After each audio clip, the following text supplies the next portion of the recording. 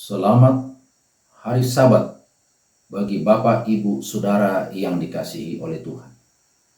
Sebelum kita mendengarkan firman Tuhan, mari kita berdoa. Terima kasih Tuhan yang baik. Saat ini kami akan belajar firman dan kami mohon urapan Roh Kudus-Mu. Di dalam nama Yesus kami berdoa. Amin. Pada hari yang indah ini, saya akan membawakan satu khotbah yang berjudul Irama yang Indah. Saudara yang dikasihi oleh Tuhan, seorang bapak sedang menyampaikan khotbah dengan begitu bersemangat di atas mimbar. Banyak orang terkesima mendengarkan khotbah bapak ini, termasuk anaknya yang kecil yang sedang duduk dengan terkesima mendengarkannya. Di mana bapak ini menyampaikan satu pekabaran bagaimana kita harus peduli kepada orang lain, membagikan apa yang kita miliki kepada orang lain. Setelah selesai, anak yang kecil ini segera pulang ke rumah, dan tempat yang dia masuki untuk pertama sekalinya adalah kamar daripada ayahnya. Dia membuka lemari dan melihat jas yang indah, ada beberapa, dan juga pakaian yang dimiliki oleh ayahnya. Dia ambil, lalu dia pun pergi kepada orang lain untuk membagikannya. Anak yang kecil ini tidak diperintahkan oleh bapaknya, tetapi dia mendengarkan ayahnya berkhotbah dan menyampaikan pesan bahwa kita harus membagikannya. Saudara yang dikasihi oleh Tuhan, sebagaimana Adam dan Hawa di dalam proses penciptaan alam semesta ini, maka untuk pertama sekalinya Tuhan menyampaikan pesannya di dalam kitab Kejadian pasal yang kedua, ayat yang kedua hingga yang ketiga. Firman Tuhan berbicara, ketika Allah pada hari ketujuh telah menyelesaikan pekerjaan yang dibuatnya itu, berhentilah ia pada hari yang ketujuh di segala pekerjaan yang dibuatnya itu. Lalu Allah memberkati hari ketujuh itu dan menguduskannya, karena pada hari itulah ia beristirahat dari segala pekerjaan penciptaan yang telah dibuatnya itu. Kepada Adam dan Hawa Tuhan tidak memerintahkan. Alkitab juga tidak mencatat bahwa Tuhan memberikan perintah.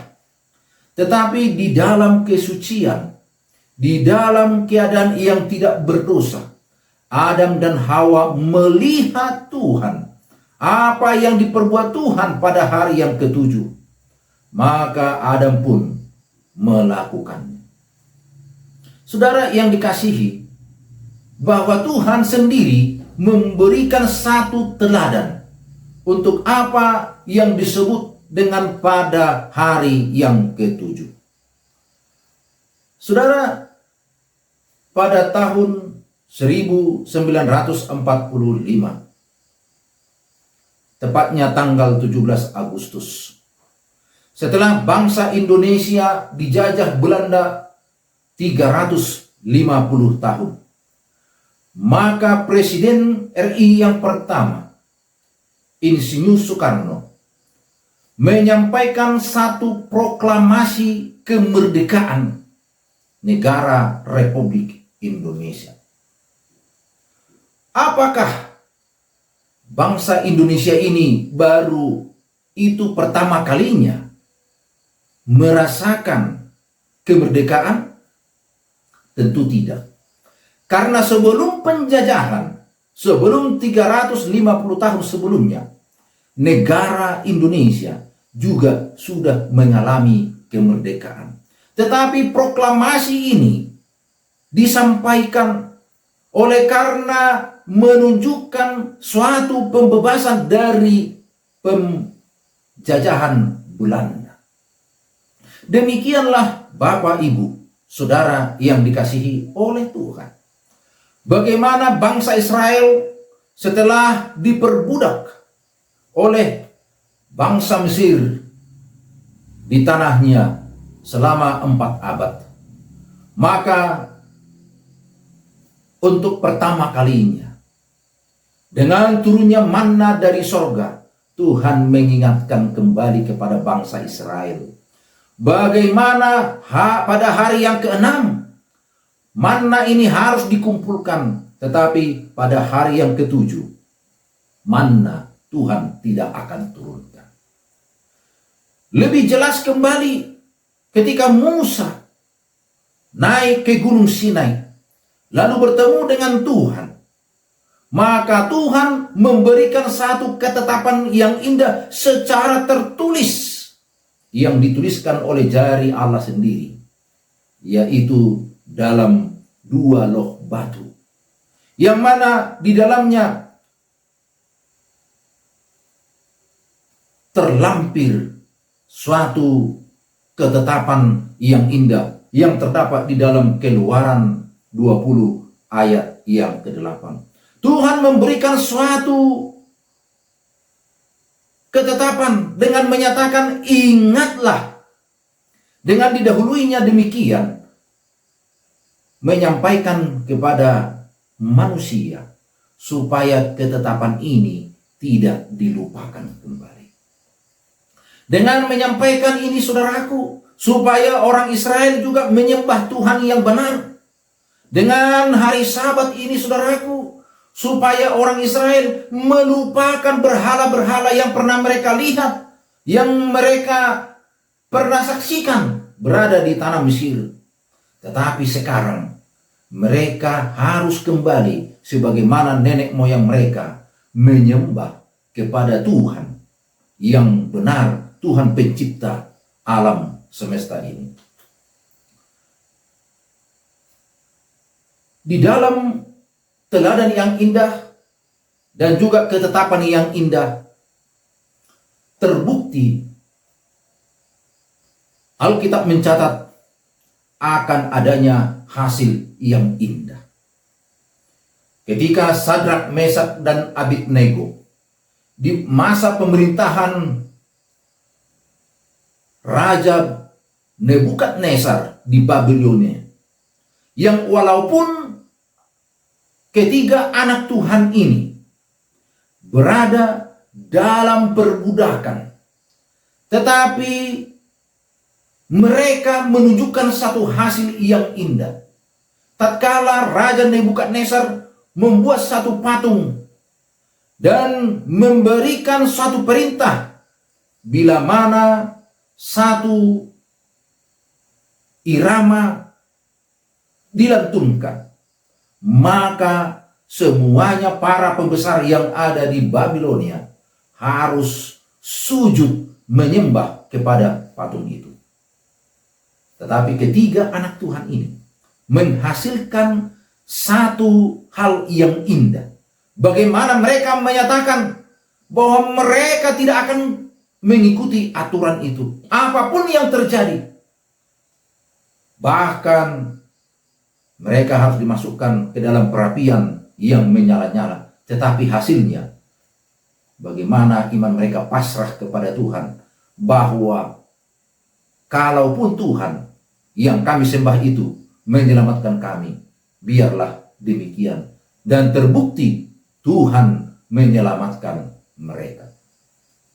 Saudara yang dikasihi oleh Tuhan, sekalipun di tengah pengasingan yang ada di Babel, memelihara hari Sabat menjadi penanda identitas penting bagi umat Israel, yang mana mereka terpisah dari tanah mereka maupun dari bait suci. Penyucian di tengah penyembahan berhala. Bagaimana dengan memelihara hari Sabat menjadi cara umat Israel menyucikan diri di tengah budaya rohani Babel yang penuh dengan penyembahan berhala. Pada satu kali, ketika seorang anak diskusi tentang Alkitab bersama dengan seorang pendeta, yang mana mereka membahas tentang hari Sabat, anak yang berusia 12 tahun ini bertanya, "Pak Pendeta, kalau memang hari Sabat ini dijadikan untuk kita satu hari dalam satu minggu pekan, mengapa Tuhan tidak jadikan setiap hari saja hari Sabat?" Sang pendeta terkesima sejenak mendengarkan satu pertanyaan yang kritis dari seorang anak yang berusia 12 tahun. Lalu pendeta ini berpikir bagaimana memberikan jawaban. Lalu Pak Pendeta bertanya, "Sekarang ini Tuhan sudah menetapkan satu hari, dan itulah ketetapan yang terindah. Satu hari saja Tuhan menetapkan di antara 7 hari. Apakah lebih banyak orang yang menurutinya atau yang menolaknya?" Sang anak menjawab, "Lebih banyaklah yang tidak mengikutinya." Lalu sang pendeta meneruskan, "Sedangkan satu hari saja Tuhan sudah asingkan, tetapkan. Sudah begitu banyak orang yang menolaknya. Apalagi kalau 2 hari, 3 hari, dan seterusnya." Tetapi pertanyaan yang polos ini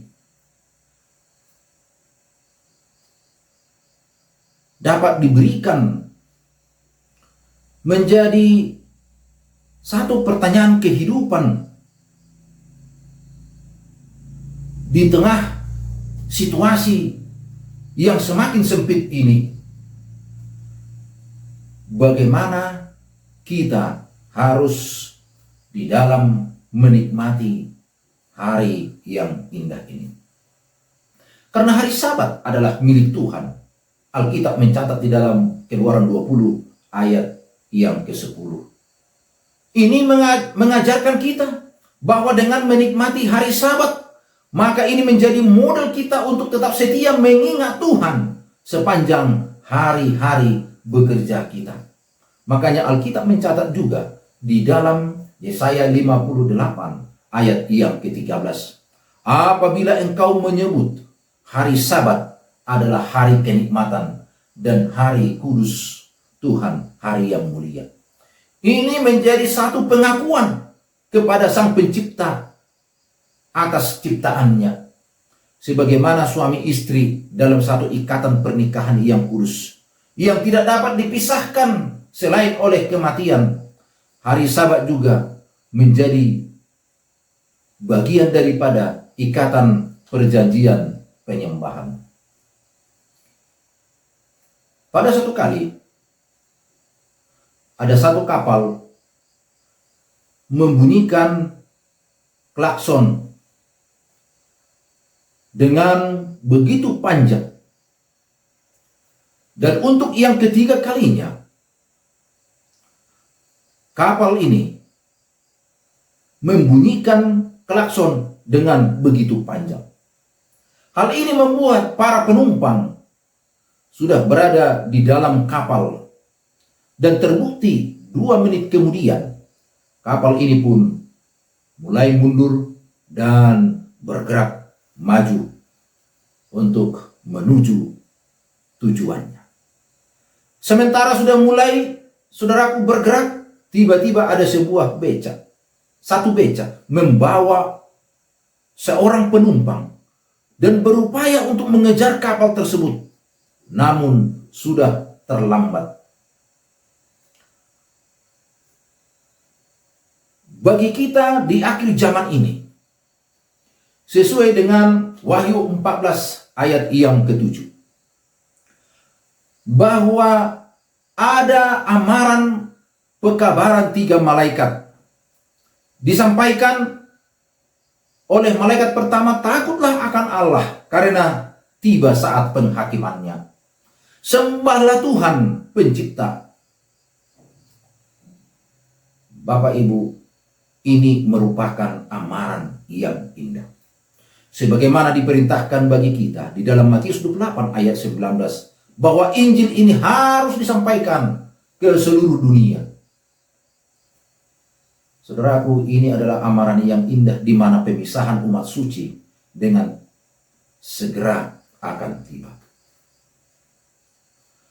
Saya membaca satu kutipan ya, yang dimuat di dalam pastordepan.com, yang mana kutipan ini adalah dari Persatuan Lembaga Alkitab Perjanjian Baru yang memuat demikian.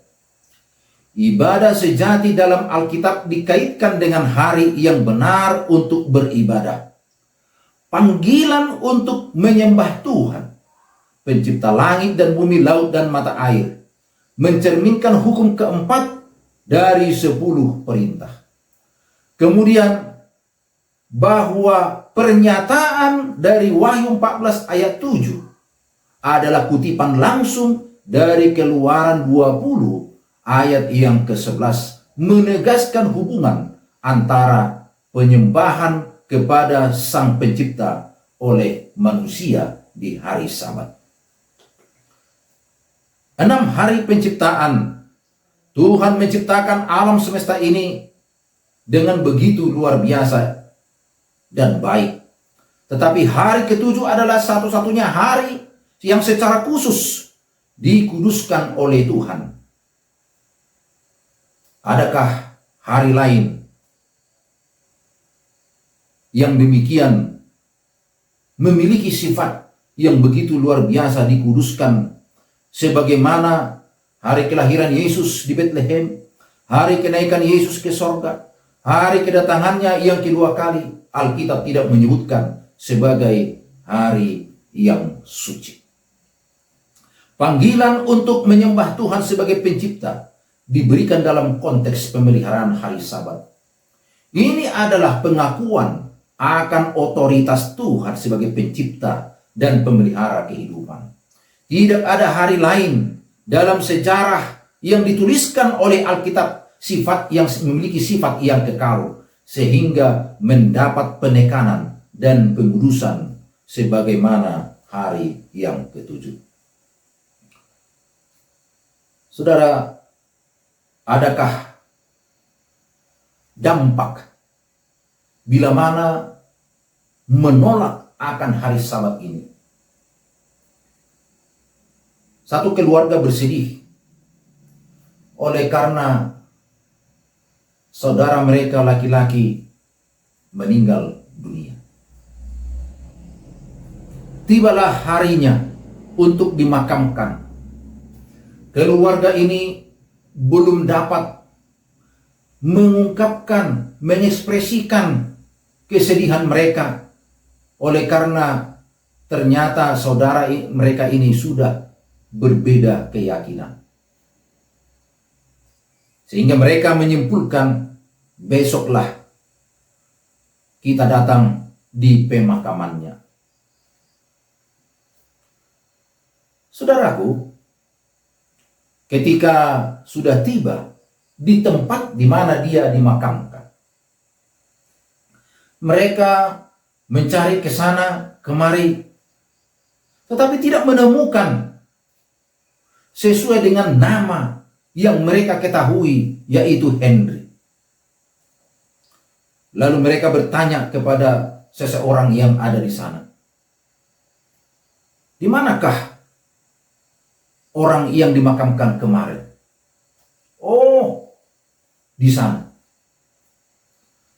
Setelah keluarga ini berada di lokasi, di tanah di mana dia dimakamkan, maka mereka ada yang tertawa, ada yang menangis, ada yang sedih.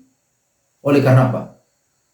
Mereka tidak menemukan nama di sana Henry, tetapi sudah menjadi Abdul Hakim. Ternyata setelah berpindah keyakinan, maka dia juga mengubah nama yang diketahui oleh saudaranya semenjak lahir. Saudara yang dikasihi oleh Tuhan, hari Sabat yang sudah diberikan oleh Tuhan di dalam satu irama yang indah, maka bila mana ada yang menggantikannya dengan yang lain, maka akan memiliki satu kehidupan yang mondar-mandir, tidak tentu arah. Ibadah yang tidak seirama, artinya akan menghasilkan Tuhan yang salah. Kemudian akan menerima penghukuman sebagaimana Babel. Lalu akan menerima tanda binatang, lambang Babel modern. Gereja Masih Advent hari ke-7 mengalami satu penderitaan semenjak tahun 1930-an, yang mana jemaat mengadakan ibadah secara rahasia. Orang percaya berkumpul dalam satu kelompok kecil. Mereka juga tidak memiliki pendeta yang cukup. Dan baptisan juga di negara ini sangat kecil sekali. Oleh karena apa? Penduduknya juga 97% adalah Muslim. Tetapi pada tahun 2024 diceritakan bahwa ada seorang anak yang ketika dia berusia 5 tahun, dia diajak oleh ayah dan ibunya untuk pergi ke gereja pada hari Sabat. Tetapi oleh karena ayah dan ibunya sudah bercerai, sehingga anak ini yang bernama Artyom harus tinggal bersama dengan ibunya. Dia mengalami tekanan ketika dia pergi untuk beribadah hari Sabat. Ayah tirinya juga tidak mengizinkannya. Bahkan ibunya sendiri memiliki satu pandangan untuk memarahi anaknya agar tidak pergi ke gereja, karena gereja Advent itu adalah gereja yang memisahkan diri dari kekristenan. Sehingga di usia yang ke-17 tahun, Artyom kembali datang ke gereja. Oleh karena ayahnya menyatakan, kamu sudah dewasa dan sudah dapat dibaptis. Sehingga di dalam kurun waktu 2 tahun, dia belajar Alkitab dan menyerahkan hidupnya untuk dibaptiskan.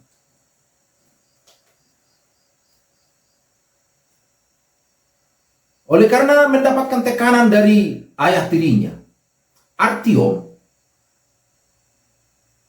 diberikan satu pilihan. Apakah engkau harus pergi ke gereja, atau kamu harus membawa barang-barangmu pergi dari sini? Dengan keputusan yang bulat, Artyom pergi ke gereja sambil membawa barang-barangnya dari rumahnya. Keputusan yang berat. Tetapi sementara dia pergi ke rumah ayah dan neneknya berada, dia tetap bersukacita, dan di sanalah dia menikmati berdoa, membaca Alkitab berjam-jam, dan pergi ke gereja bersama dengan ayah dan neneknya. Tetapi hati daripada Artyom hancur ketika melihat ayahnya berhenti pergi ke gereja dan mulai minum-minum.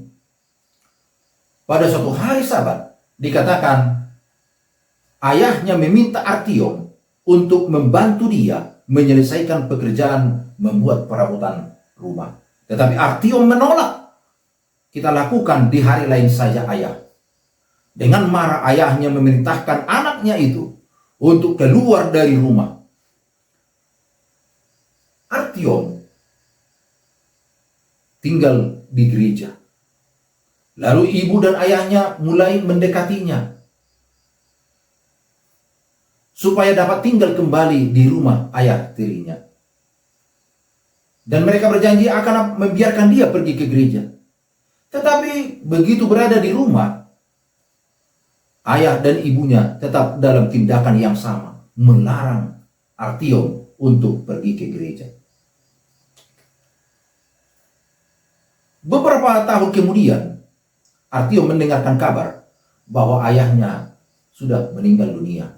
Dan dia pun pergi kembali ke rumah neneknya, tinggal di sana dalam situasi yang berduka. Tetapi dia tetap di dalam iman yang kuat, berdoa, membaca Alkitab, dan dia mendapatkan penghiburan kekuatan dari Tuhan. Saudaraku, di dalam gereja, Artyom ini selalu haus akan firman Tuhan. Dia pun membentuk satu kelompok kecil untuk berdiskusi, belajar Alkitab bersama. Dan di dalam pembelajaran ini, di dalam kelompok ini, Artyom dan temannya berdoa supaya mereka semakin memahami firman Tuhan. Dan supaya Artyom juga boleh menjadi perintis sebagai misionaris. Ketika dia datang ke rumah pendeta, belum dia sempat mengutarakan apa yang dia doakan selama berbulan-bulan, Bapak Pendeta sudah memberikan jawaban yang mana saat itu usianya sudah 22 tahun. Dan Artyom menjadi perintis misi global yang ada di Uzbekistan. Ini membuat satu kejutan bagi Artyom. Bagaimana sebelum dia memberikan pertanyaan, mengutarakan apa yang dia doakan, tetapi Tuhan sudah bekerja mendahulunya. Bapak, Ibu, Saudara yang dikasihi oleh Tuhan, dengan irama teladan yang indah darinya, pasti mengangkat derajat kita dari hamba menjadi anak, sehingga kita mengalami satu perbudakan.